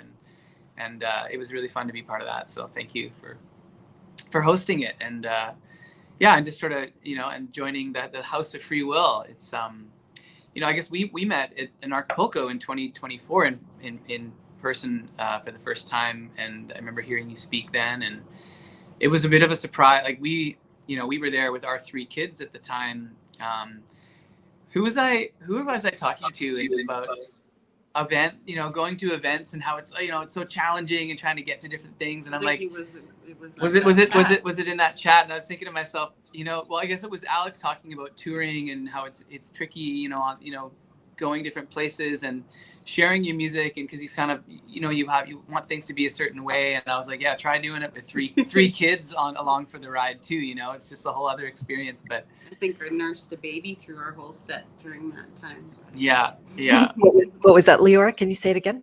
I think I nursed a baby through our whole set. I think that was the period of time where I was just putting her in the baby carrier and just getting on stage with the baby. There's so many gigs we've done like that on tour in the last couple of years where, like we've just had a little one and Leora just puts on the baby carrier and we play our set and she's just in, wearing her the whole time and playing the melodica at the same time and, trying to navigate all that. But it's so much fun. And it's, I just feel like we're doing what we're supposed to be doing. So it's a commitment in itself for sure. But it's worth it. Yeah, exactly. Luckily, it's not like to the end of the world, right? That it's got a certain time. I remember thinking that, this is this is my life now. Oh my God, every day feels impossible, and lots of good stuff in there, of course. But yeah, it's an intensity. You guys are doing a lot of double duty. It's it's interesting when the baby's really little. That's so much easier when they're crawling, and all of a sudden you have to hang everything from the ceiling because they're going to die every 10 seconds. But, I never thought I would use screaming as a parenting strategy, but it was just like, oh, he's going to die. Ah! Freak out, So yeah, no, I have a lot of admiration for what you guys are doing, and not surprising that you ended up with a children's album this time around. I would love to just ask you, how did you guys connect? Where did you start your music career? How did you know that you were going to be doing this full time and in the truth community? Yeah, it's been a beautiful evolution, really. I mean, it's a 2 to 3 hour story, but to give you the nutshell, we met because we were both professional actors in the Canadian theater scene mostly, and some film and television. And so that's how we met. Musicians too. Musicians, yeah. And that's how we met, was on stage. And we knew right away that we were meant to form, a band together and do our own songwriting. So we were kind of doing both at the beginning of our relationship together, and we created Winsome Kind right off the bat, really. Well, one of our first very formative experiences was we were hired to be the musicians on board Via Rail, traveling across Canada from Vancouver. We went all the way from Vancouver to Halifax. And so we played music on the train the whole way across the country. It was really fun. I had a little live acoustic EP at the time, but we started performing together, and that's when we came up with the name Winsome Kind for our project together. And I had an engagement ring hiding in my guitar case, and I proposed to Leora in St. Margaret's Bay out on the East Coast at the end of that trip, before we came back home to Vancouver at the time. And I mean, it was so formative for us because, we were traveling before we had kids, and just really living the adventure, in love and making music. And yeah, so fast forward, I mean, we did a couple albums while we were living in Vancouver, and continuing, to work in theater. I was a professional musician working in some cover bands and doing solo acoustic stuff, playing lots of covers and that kind of thing, weddings and events, and making it work as artists in the big city. But then it was around 20, we were living in 600 square feet in a little condo in Vancouver with our 2 boys, who were both born at home. And it was around 2018, 2019. I was like, it's just not sustainable. And even at that time, we already felt like we needed to be able to sort of spread our wings a little more and have a little more space and room to, grow as a family, right? So I was like, why don't we, Leora grew up in Saskatchewan. I was like, why don't we move to Saskatchewan? And it was his idea. and make the move. And we did. And we, again, kind of long story short, we took possession of our house in February of 2020 in Regina. Which was very interesting timing, right, as you might expect. Before the world went upside down and everything went sideways. And and right away, our spidey sense were kind of going off. We were like, this doesn't feel right. This is kind of weird. It was more than just spidey sense for me, but yes. Yeah. So what we did was we just made a complete shift. I mean, there was no theater happening. And then when it started happening again, it wasn't in alignment for us anymore. And so we took the kids, we dropped everything. We just put it all into 8 suitcases, and we took the 2 little boys at the time for an adventure to Mexico. Yeah, for almost a full year. It was like 8 months. We ended up living in Mexico. We were kind of doing month to month, different places. We lived in an eco village for 1 month, and we took our recording studio with us. And what we did was we basically started writing an album in a new way that felt more in alignment, sort of the world that we wanted to be part of and that we wanted to create. And we experienced a lot of challenges and a lot of adventure. I ended up getting pregnant during that adventure. And then we came back to Canada, which was not necessarily planned until sort of the last minute. We had an interesting offer to go live kind of up in the woods in northern Alberta, and that's where I gave birth to our little Eliza. No While we kidding. were sort of in the midst of the adventure and creating this new, evolution of ourselves and our music. So when we came back from Mexico, we decided to live in a 32-foot camper for almost a year and a half. Is not Now for the we're faint So, and we basically traveled the camper between the farm in Saskatchewan here and the West Coast. We drove it out all the way to Salt Spring Island, and we spent a winter on Salt Spring Island for 4 months. And that was where we finished our Love in a Hurricane album. And even in the back of the camper, we had our little recording studio set up, and, in between naps and walks, and I was recording takes. And anyway, we got that album finished on Salt Spring, which was awesome. But it kind of ran its course, and we were like, okay, camper living's fun. It's nice to feel like we can explore and travel, but we were ready to kind of settle down and feel grounded again and have like a home base. So that's when we decided to, come back to the southeast corner of Saskatchewan here, and we're trying out small town living for the first time. Which is actually awesome. For us, it's been great. We're not homesteading, but there's elements of what we do where we're just trying to, be as sovereign as we can, right?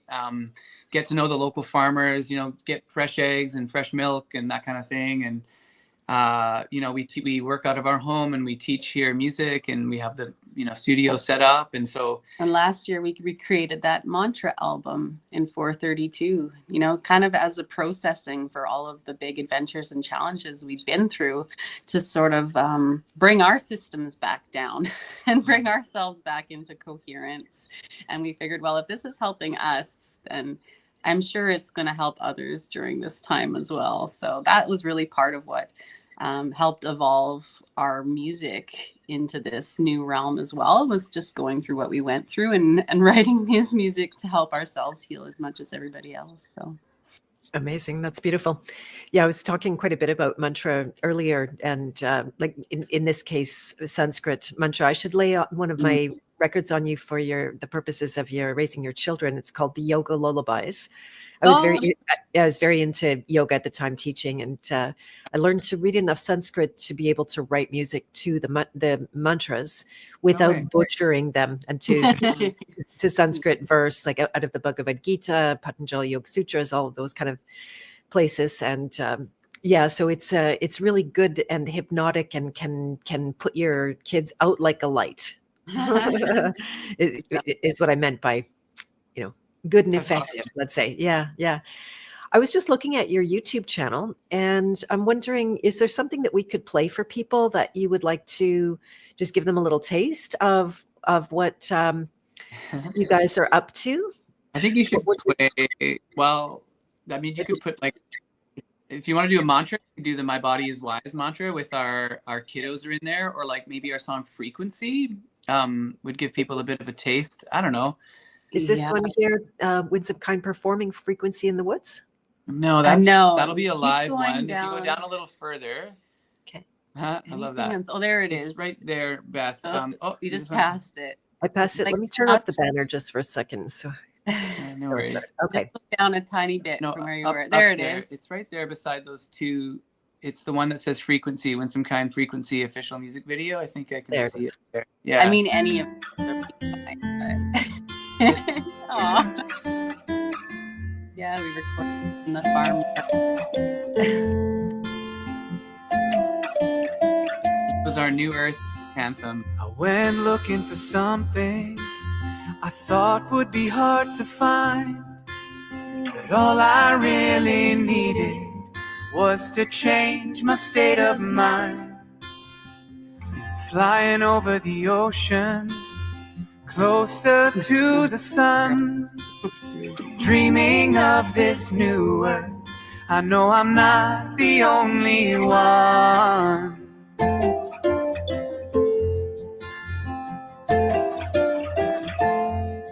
We're gonna plant a seed, let the roots grow deep, share a frequency, and live in community. We're gonna grow food and be renewed, share a frequency and live in community. I'm calling it in. I'm calling it in.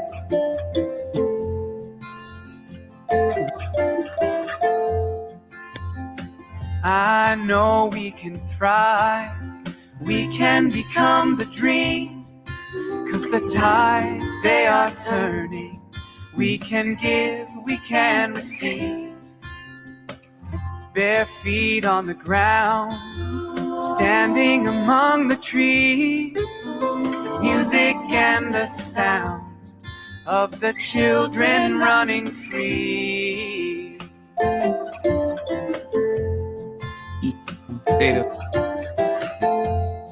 We're gonna plant a seed, let the roots grow deep, share a frequency, live in community. Yeah, we're gonna grow food and be renewed, share a frequency, live in community. I'm calling it in. I'm calling it in.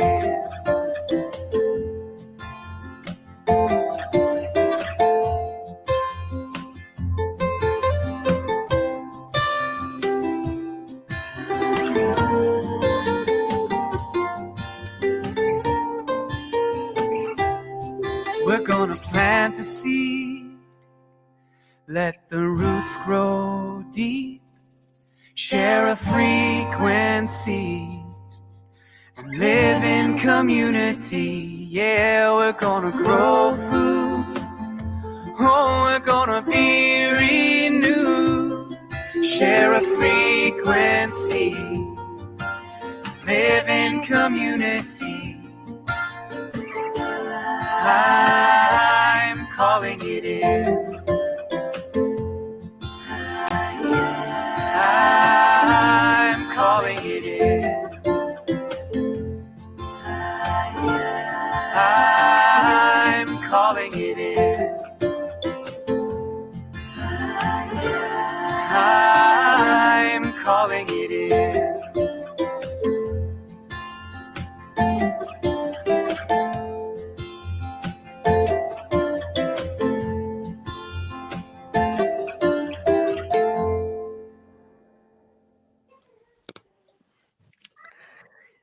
Beautiful. That's so awesome. Thanks, Oh my Beth. goodness.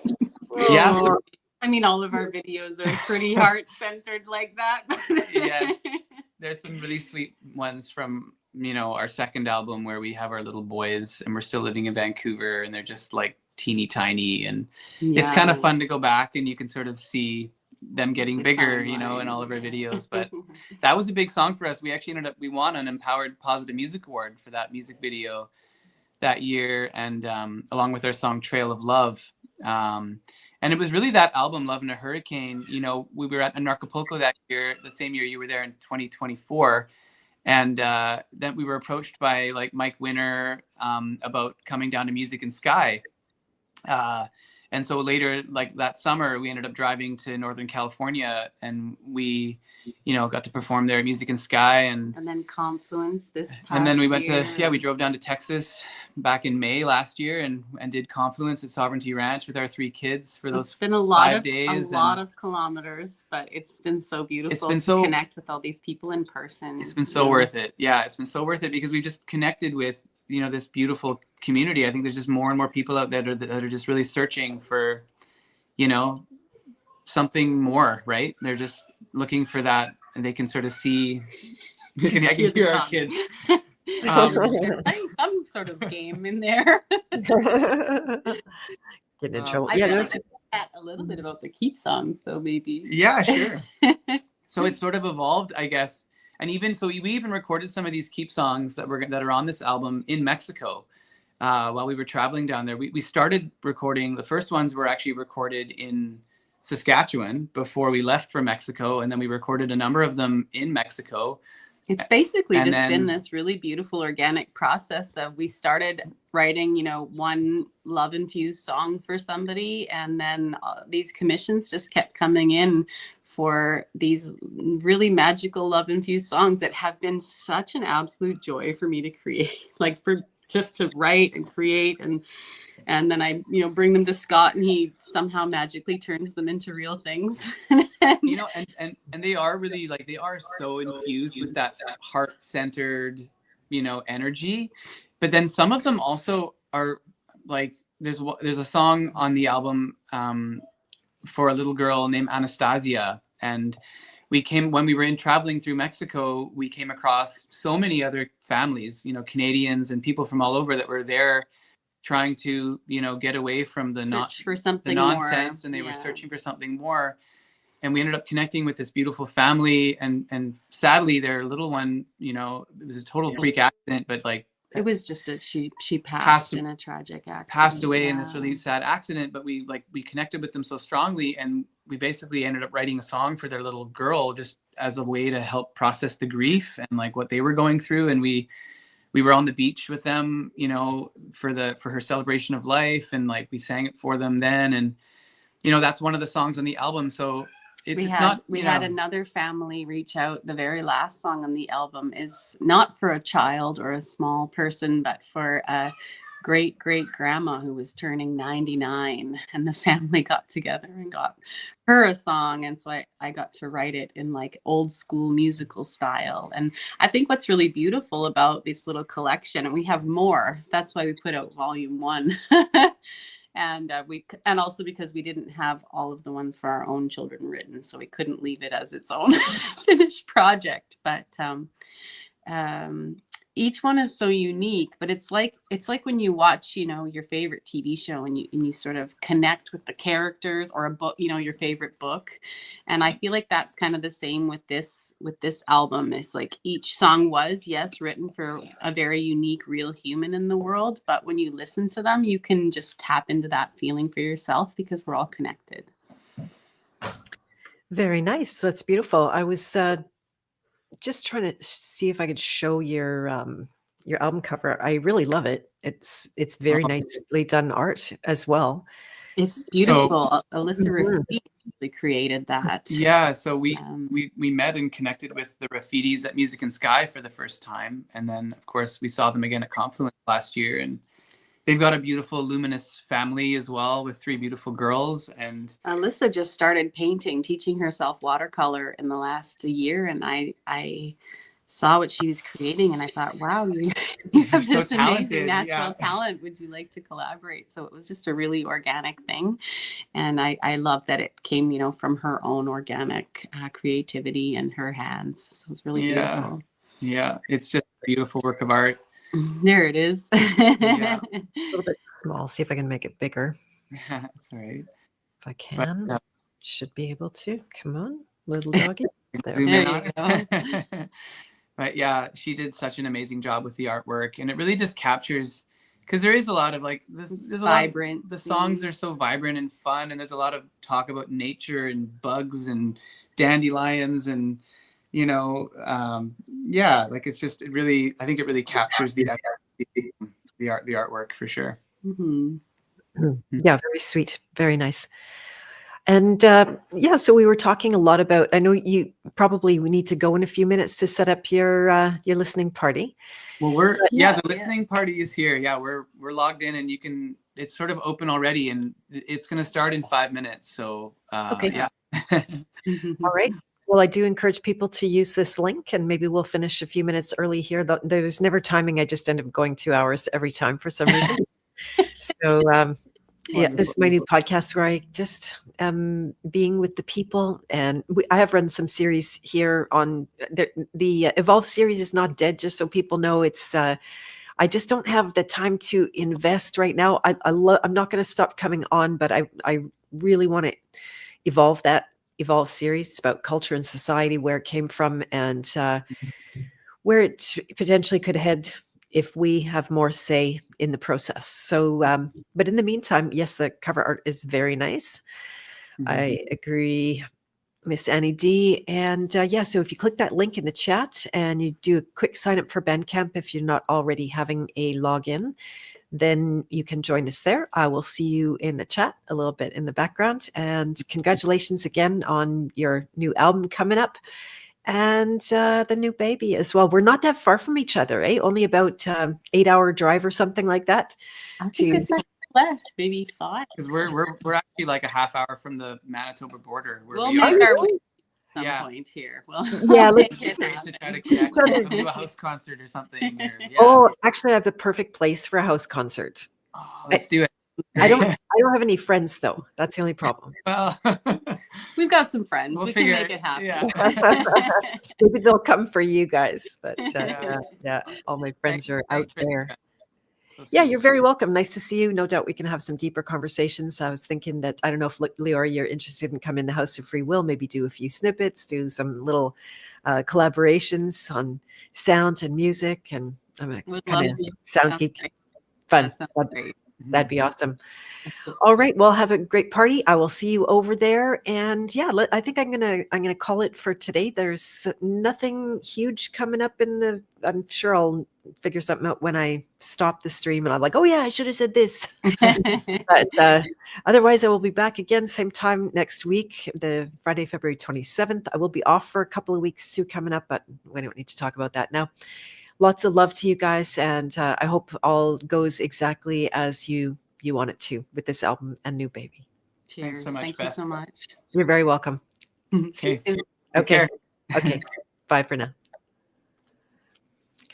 All right. Well, that was lovely. What a sweet couple. I think the last thing I'll say is just how music has a lot of different angles, and the wholesome family is not as common these days at all. And so it's kind of like you have a wholesome family and you've got all these songs about it. It's become kind of a novelty in our world. And so they're a beautiful couple with obviously a very strong sense of purpose and mission in what they do.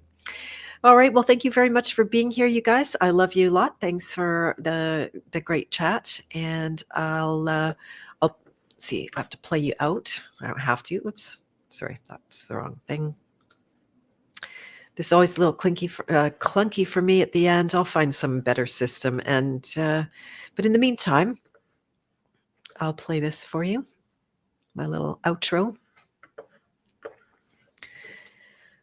See how that went. Lots of love. Bye for now.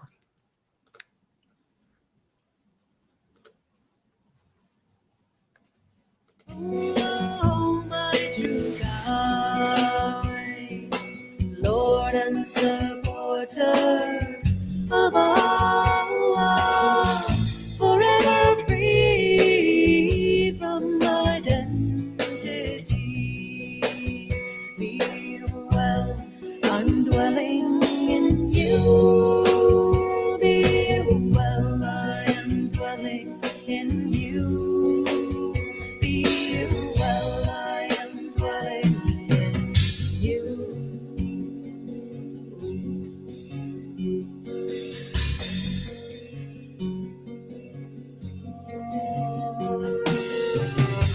Padrashkanu manta Shvarta Gupta Maheshwara Paramatme Dijapi